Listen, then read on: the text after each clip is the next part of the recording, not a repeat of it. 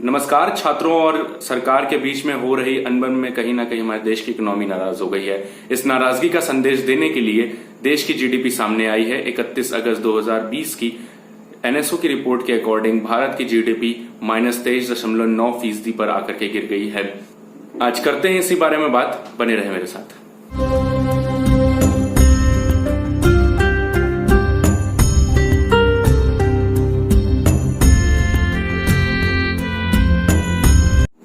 भारत में दिन प्रतिदिन कोरोना के केसेस बढ़ते जा रहे हैं। 70, 75, 80 हजार के केसेस दिन प्रतिदिन आते जा रहे हैं, जिससे कि भारत में कोरोना के आंकड़े भयावह स्थिति पैदा कर रहे हैं। देखा जाए तो 37 लाख के लगभग भारत में केसेस रजिस्टर हो चुके हैं और भारत अभी भी बहुत तेजी से कोरोना के संक्रमण से जूझ रहा है।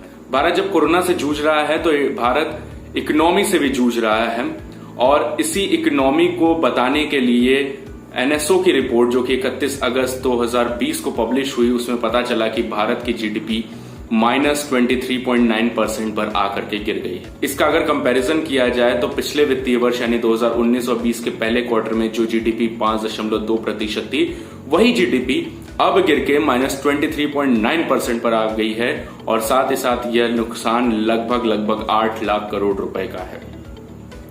जो सेक्टर इस पूरे कोरोना पेंडेमिक में हिट हुए हैं उन सेक्टर्स के कुछ आंकड़े इस प्रकार हैं। कंस्ट्रक्शन सेक्टर में -50.3% का नुकसान देखने को मिला है या कॉन्ट्रैक्शन देखने को मिला है। होटल इंडस्ट्री में यही कॉन्ट्रैक्शन 47% यानी 47% का है। मैन्युफैक्चरिंग इंडस्ट्री में यही कॉन्ट्रैक्शन आ जाता है 39.3% पर। माइनिंग सेक्टर में ये कॉन्ट्रैक्शन 23.3% का है। डिफेंस, एडमिनिस्ट्रेशन और पब्लिक सेक्टर में यही कॉन्ट्रैक्शन 10.3% का है। कॉन्ट्रैक्शन फाइनेंशियल सर्विसेज और रियल एस्टेट में आ जाता है 5.3% का और यही कॉन्ट्रैक्शन इलेक्ट्रिसिटी सेक्टर में 7% का है। जो एक सेक्टर है जिसने उछाल की है, जिसने ग्रोथ किया है, वो सेक्टर है एग्रीकल्चरल सेक्टर। एग्रीकल्चरल सेक्टर 2019-20 के पहले क्वार्टर के मुकाबले इस क्वार्टर में 0.4% तक इंक्रीज किया है, जो कि 3% से 3.4% पर आ जाता है। साथ ही साथ इसमें यह भी जानने वाली बात है कि भारत में पहली बार पिछले 40 वर्षों में हुआ है जब भारत की जीडीपी नेगेटिव गई है, यानी बहुत ज्यादा गिरी है और ये बहुत बड़ा स्लम्प है यानी गिरावट है सन 1996 के बाद, ऐसा इंडिया टुडे की एक रिपोर्ट कहती है। साथ ही साथ इस चीज को ऐसा समझा जा सकता है कि पूरे कोरोना पैंडेमिक में केवल भारत ही ऐसा देश नहीं था जिसकी जीडीपी बहुत ज्यादा स्लम्प हुई है या गिरी है। भारत के साथ साथ और भी जितने डेवलप्ड या बड़े नेशन थे या बड़ी इकोनॉमी थी, वो भी बहुत बुरी तरीके से गिरी है और उन्हें बहुत बुरी चोट पड़ी है।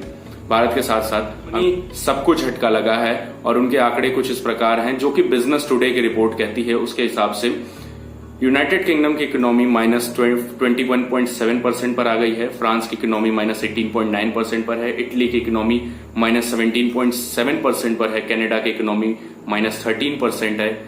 जर्मनी की इकोनॉमी 11.3% तक कॉन्ट्रैक्ट हुई है। जापान में यही कॉन्ट्रैक्शन 9.9% का है।